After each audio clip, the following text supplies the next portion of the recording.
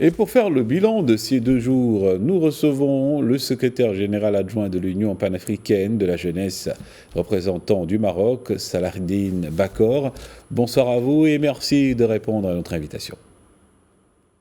Bonsoir monsieur, c'est avec un grand plaisir. Tout le plaisir est pour moi. Alors, un millier de jeunes leaders et représentants de 118 ONG issus de 43 pays africains ont répondu présent. Quel retour des participants avez-vous eu sur le soutien du Royaume à la jeunesse africaine par la promotion de la coopération Sud-Sud? Alors premièrement, le sommet Yes Africa, organisé par l'Union panafricaine de la jeunesse en collaboration avec la fondation Jadara, c'est la première édition. Euh, c'est destiné spécialement pour les jeunes en situation de NEET. On a pu rassembler à peu près, on est aux alentours d'exactement 880 participants. La délégation étrangère, on a atteint 56 participants de différents pays, tous réunis avec une ingénierie de formation qui a débuté pendant 4 mois en avance. Et ce sommet-là, c'est le début de cette mobilisation en fait pour les jeunesses en situation de NEET.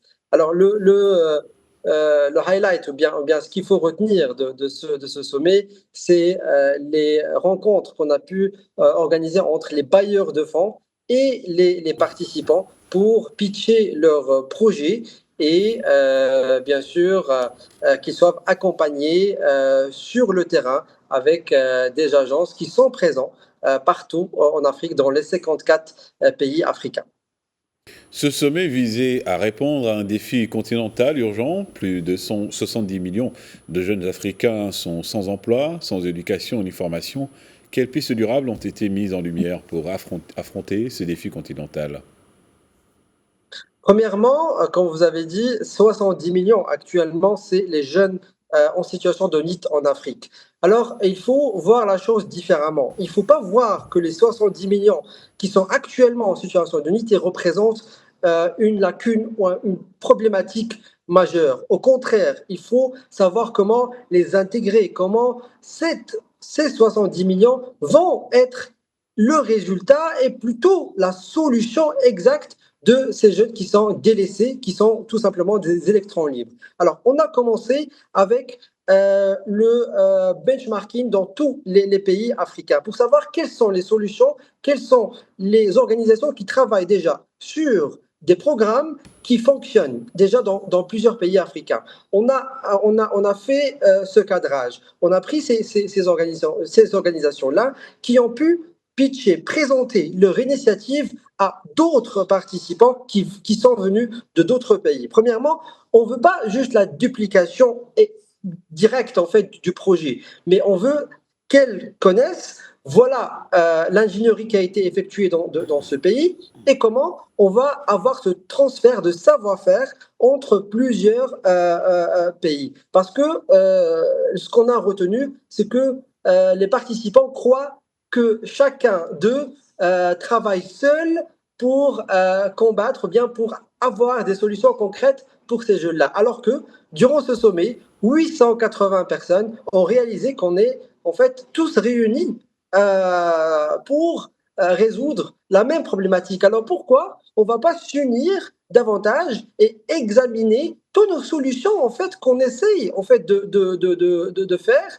et par la suite on va essayer de voir, en fait, on va expérimenter cette solution dans un pays. Peut-être que ça ne va pas fonctionner, même si ça fonctionne dans le pays voisin, mais à la rigueur, il y a cette initiative, il y a cette vision pour ne pas tomber dans l'erreur. Parce que c'est ça le problème, parce qu'on va dire comme quoi on a une solution, ah, ça va marcher, et puis on va juste l'essayer rapidement avec tous les démarches, parce que pour qu'une ingénierie ou bien pour qu'une solution ou un programme soit implémenté, il demande énormément. Alors moi, le Maroc, je vais offrir toute la solution que j'ai développée pendant plusieurs mois, plusieurs années même, à mon ami qui est en fait au Mauritanie, au Sénégal, qui va en fait faire l'essai. Si ça fonctionne, c'est bien. Sinon, ben, ils vont l'adapter. Mais c'est ça, pour répondre à votre question, comment on a essayé d'être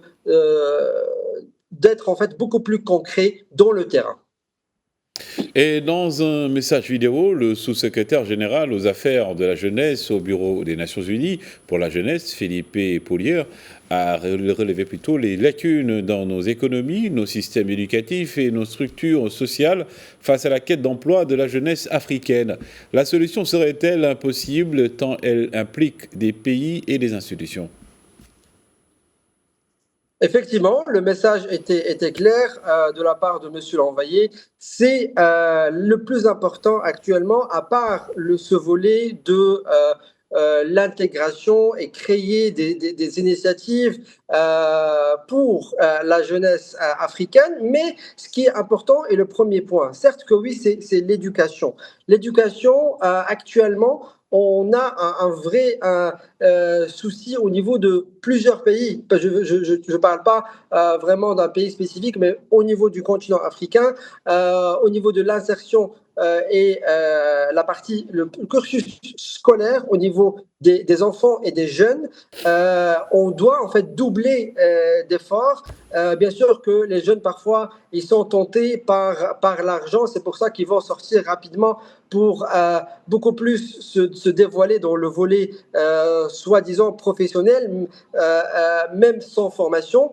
Mais ce que je veux retenir là-dessus, c'est que premièrement, l'éducation, c'est très important pour ces jeunes-là. Mais malheureusement, on parle dans des situations que c'est très compliqué.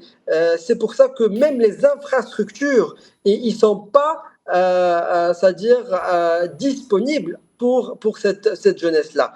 Donc, c'est pour ça que durant tout le sommet, on était assez pragmatique. On va pas dire comme quoi le jeune, bien sûr, doit aller respecter un certain parcours, mais on est dans la solution pour trouver une alternative. On est déjà dans un jeune qui est en situation de lutte. Alors, qu'est-ce qu'on va faire? Certes que oui, pour prévenir, il faut tout simplement revoir toute la stratégie d'éducation et diminuer les gaps. Ça, c'est très, très important. Après, pour la partie, c'est-à-dire il ne faut pas juste venir et dire comme quoi, voilà, ce sont des solutions, il faut les appliquer. Il faut des solutions africaines, construites par les Africains, pour les Africains. Ça, c'est très important et je souligne ça. Et comme Sa Majesté, que Dieu l'assiste, l'a précisé dans un discours, il faut que la jeunesse africaine et qu'il faut que les Africains croient en l'Afrique. Donc, il faut croire en l'Afrique. C'est très important. C'est vraiment la solution de plusieurs problématiques. Et ça, ce qu'on a en fait essayé d'initier avec Yes Africa, c'est co-organiser, c'est réaliser avec tous les acteurs du continent, par les acteurs des continents, et exactement, c'est et par rapport à ça, justement, une fois de plus, oui, par rapport à ça, déjà, une fois de plus, le Maroc a été décrit comme un véritable hub de solutions transposables et également adaptables à beaucoup de pays du continent. La coopération dans le domaine éducatif est-il le premier pas? Oui, effectivement, la partie éducative, ça reste en fait le pilier actuellement. L'éducation reste la solution absolue, mais aussi pour prévenir, c'est la bonne voie pour la prévention et c'est l'insertion de l'enfant, du jeune dans le parcours éducatif. Ça reste en fait la clé absolue, mais il faut l'accompagnement. L'accompagnement, c'est très, très important. Quand on dit comme quoi l'éducation, oui, mais il faut accompagner ce jeune durant son cursus éducatif. C'est très important le mentorat. C'est très important d'ouvrir, dire comme quoi à ce jeune, comme quoi il y a plusieurs opportunités, il y a plusieurs voies qui vont être là disponibles après ce parcours éducatif basiques, bien sûr, mais il ne faut pas se limiter. Et ça, c'est le point qu'on a discuté aussi. C'est qu'il n'a pas de limitation. Il y a plusieurs opportunités Tout à à fait. saisir et il faut avoir l'initiative. Merci encore à vous, Sarledine Bakor. Merci pour ces éclairages. Je rappelle donc que vous êtes secrétaire général adjoint de l'Union panafricaine de la jeunesse, représentant du Maroc également. Merci, merci.